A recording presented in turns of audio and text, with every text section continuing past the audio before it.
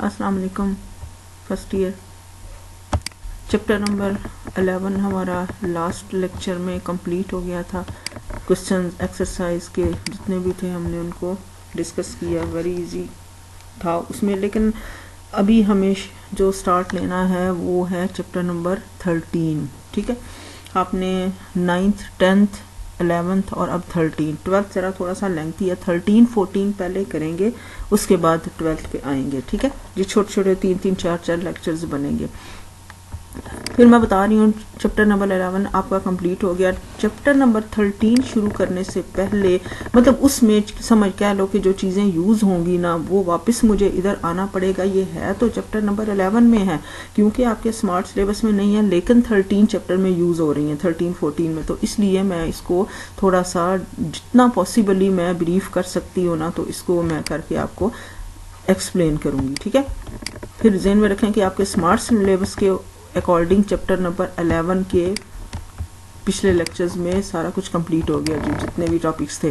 Distance formula, सबसे पहले इसको ये स्टेटमेंट इसकी करेंगे हम, इसको सॉल्व नहीं करेंगे। इसका प्रूफ कुछ नहीं है कि अगर आपके पास 2 पॉइंट्स दिए हैं, फर्ज करो एक पॉइंट ये है एक पॉइंट ये है, तो इन दोनों के दरमियान फासला मालूम करना है। ठीक है, तो बिटवीन एनी 2 पॉइंट्स इज ये 2 पॉइंट्स हैं x1 y1 x2 y2। तो क्या करेंगे, दूसरे में से पहले ये इसका x कोऑर्डिनेट ये है ना, इसका x कोऑर्डिनेट ये है, ये इसका y कोऑर्डिनेट है, ये इसका इस पहले पॉइंट का ये y कोऑर्डिनेट। तो डिस्टेंस फॉर d कह लें या इसको PQ कह लें, एक ही बात है। यानी कि PQ ये मॉड डिस्टेंस के लिए लगाते हैं, और डिस्टेंस इज ऑलवेज पॉजिटिव। याद रखना, अगर किसी का आंसर नेगेटिव आ भी जाए ना तो आपने पॉजिटिव कंसीडर करना, क्योंकि डिस्टेंस हमेशा पॉजिटिव होता है। दिस इज इक्वल टू क्या लिखेंगे, x2 minus x1 whole square plus y2 minus y1 whole square. बस ये फार्मूला आप याद रखें। ठीक है, अब देखें इसी फार्मूले से ये इधर जरूरी इसलिए था कि आपका यहाँ पर हमने ये डिस्टेंस सॉल्व करना था। फर्ज करें ये आपके पास पॉइंट पी एक्स वाई है। ठीक है, यहाँ पर आपके पास वो नीचे मैंने डिटेल में बताया, अभी उसको बाद में देखते हैं। ये देखें, फर्ज करें ये एक पॉइंट है। फर्ज करें क्या कि आपके पास ओरिजिन में पॉइंट क्या, ओरिजिन पर क्या पॉइंट होता है, इधर ना एक्स होता है ना वाई होता है। ठीक है, एक्स तो इस साइड पे है ना, वाई ऊपर है, तो इधर जब रुके हैं ना एक्स है ना वाई है, इसका मतलब एक्स भी 0 वाई भी 0। यहाँ पर एक पॉइंट 0 0 है और ये पॉइंट एक्स वाई है। हमने इन दोनों पॉइंट्स के दरमियान डिस्टेंस सॉल्व करना है, तो वही वाला बिल्कुल फार्मूला अप्लाई करेंगे। क्या था कि दूसरे पॉइंट में से पहले को माइनस करके उसका होल स्क्वायर, इसमें से ये दूसरे पॉइंट का ये एक्स कोऑर्डिनेट है, यानी कि एक्स में से इसका एक्स कोऑर्डिनेट क्या है 0, तो x माइनस 0 होल स्क्वायर, ये देखें x minus 0 whole square plus यहाँ से y माइनस 0 होल स्क्वायर, और इसको सिंप्लीफाई कर लें, x square plus y square under root. ये फार्मूला है, वही हमने यहाँ पर अप्लाई किया। ये क्या है, this is O P distance, ये ओ है ये वाला ओरिजिन के लिए ना, ये ओ पी डिस्टेंस, और या उसको आर कह लें, एक ही बात है, जैसे उसको डी से डिनोट किया। तो अब क्या है, x square plus y square is equal to, वैसे भी आपको पता है कि ये क्या है, वो राइट एंगल ट्राइंगल है, x square plus y square is equal to r square, ऐसा ही है ना, अंडर रूट जब उसका आर सॉल्व करना हो। ठीक है, लेकिन डिस्टेंस फार्मूले से हम इस तरह से सॉल्व करेंगे। अब क्या है, मैं बताना ये चाह रही हूँ कि आपने 10th चैप्टर में भी पढ़ा है, अभी आगे भी करेंगे। वी नो लिखा था करते हैं कि साइन थीटा को एक्स लेते हैं, कॉस थीटा को वाई लेते हैं। वो कैसे, ठीक है, हम ये लिखते हैं ना, sine theta for x cos theta for y. ये देखें, हम अगर हमारे पास से कोई एंगल है, angle in the radian major आप ले लो। फर्ज करें आपके पास ये है, ठीक है, ये आपके पास क्या है, angle in the radian major. ठीक है, रेडियन मेजर, ये रेडियन मेजर का मतलब क्या है कि एंगल उसके सर्कल के सेंटर पर बनता है। और दूसरी बात क्या है कि जिससे ये एंगल, एक ये है ना, एक ये वाला आपके पास रे है एंगल की, एक ये है, और ये जिससे ये वाली आर्क जो है ना, इसकी और रेडियस की लेंथ आपस में बराबर हो, तो उस एंगल को जो कि सर्कल के सेंटर पर बना है, that is called the angle in the radian major. तो इसके लिए हम क्या करेंगे, angle in the radian major लेंगे। पहली बात तो ये, जहां पर आपके पास है द लेट ओ, इसको ही चले देख लेते हैं, यही वाला आपके पास, ये देखें एंगल यहां पर लेते, ये एक्स एक्सिस को क्या है ना, एक्स ओ पी ऐसे कह सकते हो, एक्स ये एक्स एक्सिस है ना, x O P is equal to theta angle. अब देखो आपके पास यहाँ पर इसको मतलब आपको याद वगैरह कुछ नहीं करना, आपको समझ होनी चाहिए कि इसका मतलब क्या। आपके पास ओ ये देखिए मैंने यहाँ पर लिखा if O P is equal to R, ये मैंने डिटेल फिर आगे लिखी, is the angle in the radian measure और या थीटा रेडियन क्या लो is in the standard position. Standard position क्या होता है, जिसका initial side along the positive x axis हो, पता है ना कि वो सर्कल के सेंटर पर बने और इनिशियल साइड, ये भी मैंने बड़ी डिटेल में आपको इसकी डेफिनेशन बताई थी, एंगल के और सर्कल पर सेंटर पर बने उसका angle. Let P x y be a point on the terminal, चले इसको ले लें, वो नीचे डायग्राम चले, अब यूनिट सर्कल लेते हैं लेकिन अभी बाद में अभी इसी डायग्राम को देखें। P x y be any point on the, अच्छा ये देखें ये एक है, चले इसी को ले लें, मैं उधर उस साइड पे जाते ही नहीं है, उधर एक्स यहाँ पर लिखा, ये एक्स एक्सिस ये वाई एक्सिस, इसको देखें ये let theta be the angle in the radian major, ठीक है। एक्स ओ ये ओ है, ओ और पी, इधर जब डॉट्स बनाओगे ना तो इधर ओ लिख लेना, ओ इंटू 0 0 लिख देना।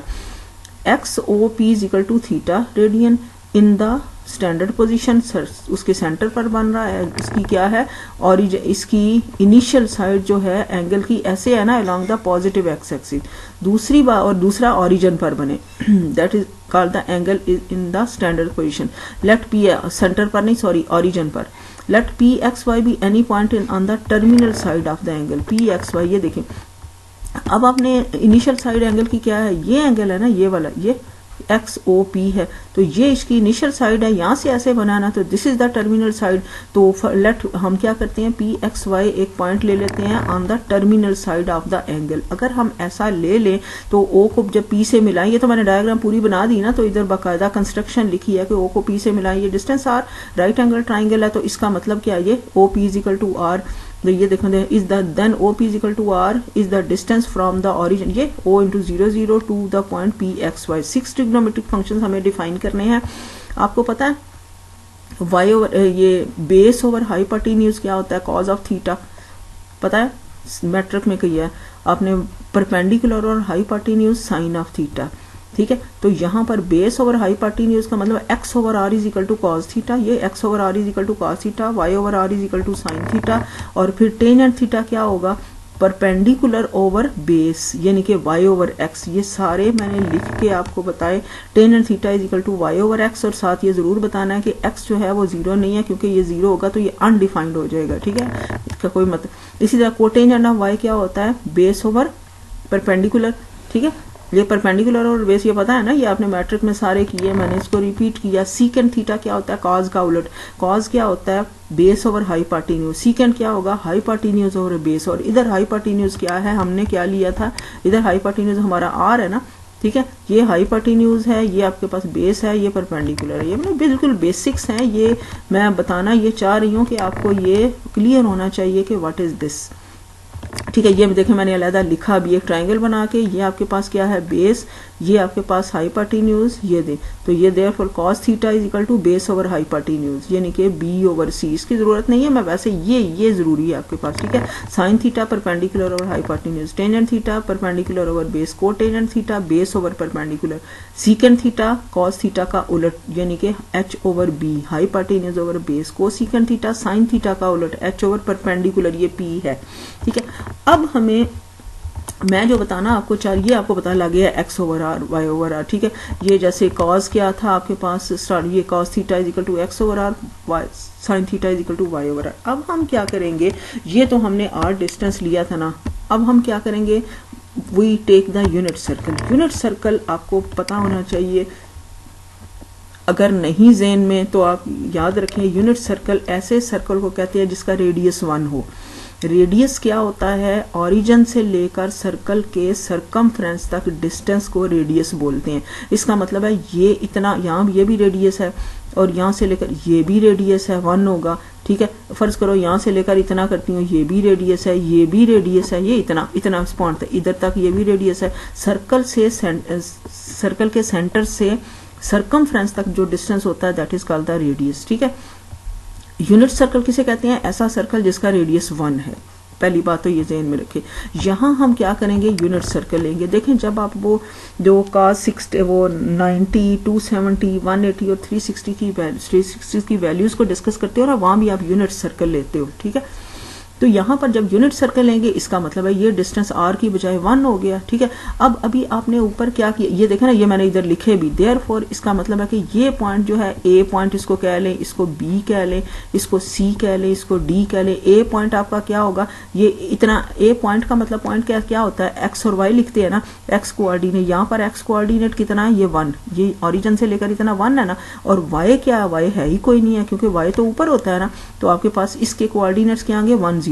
तो वैसे भी आपको पता है 0 डिग्री के कोऑर्डिनेट 1 0 होते हैं ना, तो वही ये देखें ए के कोऑर्डिनेट 1 0, बी के कोऑर्डिनेट्स क्या है, बी की तरफ जब आप आएंगी आपके पास क्या है, बी 90 का होता है ना, तो यहाँ पर क्या है आपके पास, पहले x लिखते हैं इधर, अब इस लाइन पर x है ही कोई नहीं, y एक्सिस पर तो x 0 होगा ना, x 0, y यहाँ से लेकर इतना डिस्टेंस दैट इज 1, तो देयरफॉर 0 1। c के कोऑर्डिनेट्स क्या होंगे, अगर इतना 1 है तो डिस्टेंस मतलब उसकी लेंथ 1 है, तो ये भी तो 1 है ना, तो लेकिन 1 तो है लेकिन है लेफ्ट साइड पे है, तो इसको क्या कहेंगे, नेगेटिव x एक्सिस पर, तो -1 होगी, -1, y इधर कोई नहीं है, y 0।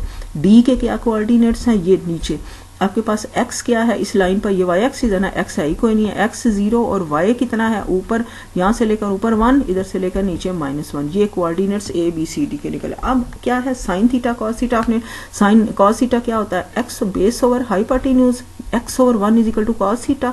ये देखें x over 1 is equal to cos theta, मतलब कि x is equal to cos theta. अब पता चला कि जब हम कॉस थीटा को x के लिए कॉस थीटा को यूज करते हैं तो इस तरह से आता है, y is equal to sine theta. Sine theta का यूनिट सर्कल लेते हैं, y क्या परपेंडिकुलर और हाइपोटेन्यूज, तो हाइपोटेन्यूज ऊपर r था ना, r की जगह पे 1 लगा दो तो y is equal to sine theta, ठीक है। जब x और y कर लोगे तो बाकी आपको पता लग जाएगा। टेंजेंट थीटा क्या होगा, y ओवर x को इसी तरह कोटेंजेंट, बहरहाल ये sine theta is equal to y और cos theta is equal to x। ये किस सूरत में आते हैं, जब हमारे पास क्या हो, साइन जो वो यूनिट सर्कल हो। यूनिट सर्कल का मतलब है कि ऐसा सर्कल जिसका रेडियस 1 हो। बाकी नेक्स्ट लेक्चर में हम पढ़ेंगे।